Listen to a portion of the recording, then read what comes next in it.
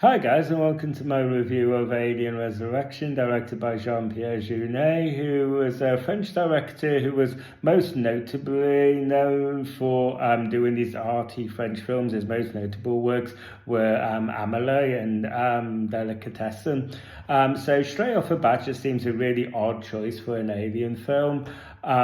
We basically had a script here that was written by Joss Whedon. So straight off the bat, we have two creative forces here that just don't complement each other at all. And that's one of the problems that this movie has. And there's quite a few problems with this movie. So to basically just kind of like to give a rundown of the plot that we have here, we basically have a Ripley who, as the title suggests, is resurrected using blood samples from the previous film. Yes, they literally went to that extent just so that they could basically get the alien specimens that had been that she had been impregnated with from the previous film, yeah, who would have thought it that along along with that they basically end up with just like a dozen xenomorphs as well, who basically just run amok on this vessel. So basically Ripley is joined by a crew of mercenaries as they once again do battle with these xenomorphs.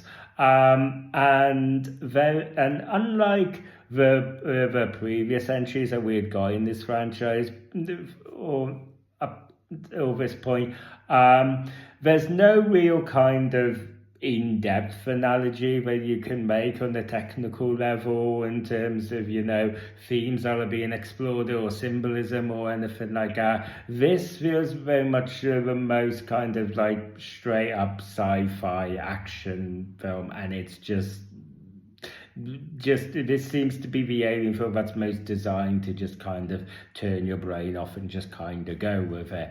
I really didn't like the designs of the aliens here. Obviously we get this characterization of Ripley where she's obviously literally no longer the Ripley that we've had in the previous three films. Here she is this basically her resurrection basically turns it into this human alien hybrid clone.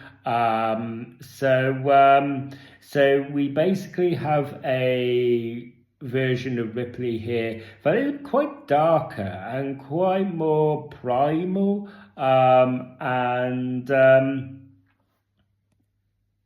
so because of progression, if it can be called that, I use that word, but quite possibly kind of ironically, but basically the four films that we get here with Ripley, we kind of see her character go from this big strong heroine who's fighting these xenomorphs off, and we basically arrive at a point somehow where she kind of becomes a mother of these xenomorphs, and the final act of this film, which is basically, I think, the point where this film really goes off the cliff, where we basically have Ripley cuddling with the xenomorphs, and we basically go into this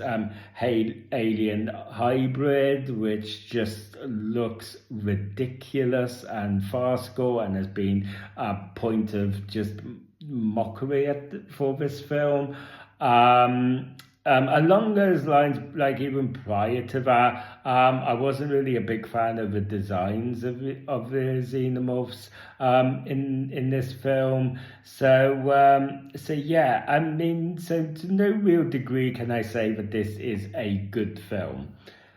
However, I've never hated this film as much as maybe the fan base and the internet has wanted me to. I have always had a certain amount of schlocky fun with this movie. I think that there are still things to enjoy here generally. So we basically have a really strong cast here. I mean, we have we obviously have Sigourney Weaver returning this as the alien human hybrid Ripley 8. We have a Winona Ryder here. We have Ron Perlman. We have Chucky himself, Brad Dourif. We have Raymond Cruz long before he became a drug lord on Breaking Bad. We basically see him really quite early on in his career. I think it might be early on in his career. I haven't really looked too much in his filmography, but yeah, definitely feels like a real kind of an early role for him.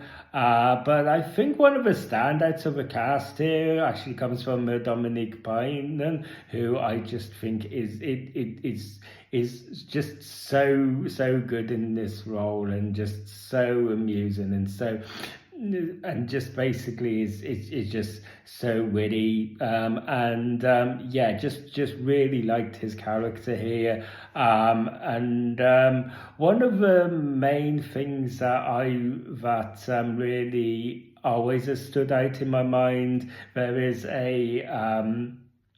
an underwater sequence here where they are basically being hunted by these xenomorphs underwater, and one escape kind of like out of the water to get away from these xenomorphs is basically surrounded by these hatching face huggers. I think this sequence is just fantastic. I really do. There's just so much suspense and action that is ramped up in this scene. I think it's undoubtedly the strongest sequence in the entire film. So yeah, that's something that's always stuck in my mind with this movie. As I said, this was basically written. This was directed by a French director who was most notable for doing these arty French films. So it maybe shouldn't be too surprising that this does reflect in the cinematography of this film, as much as an odd choice this is for an alien film. We do basically get is arguably, I think, one of the most beautiful looking alien films. The cinematography here, just visually, this movie does look really visually striking. It is quite beautiful to look at, just on an aesthetic kind of point of view. So yeah, guys, not a good movie by any means, but it is a movie that I can at least have some, schlocky fun with. I can just am able to overlook its flaws for the most part, at least until I get to that dreadful final act. But yeah, that's pretty much all I can really say on Alien Resurrection. So yeah, let me know down in the comment section, guys, about what your thoughts are on this movie. If you enjoyed this review and you want to see more, don't forget to ring a bell for notifications.